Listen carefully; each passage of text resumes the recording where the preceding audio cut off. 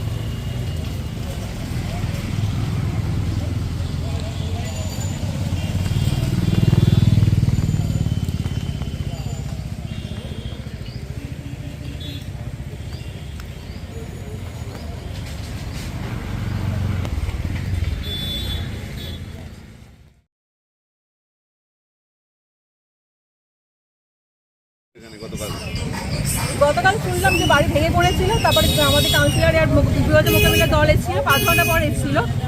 সেই জন্য মানে উদ্ধার করতে 7 ঘন্টা প্রথমে টাইম লেগে গেছে, এর মধ্যে ছেলে মারা গেছে।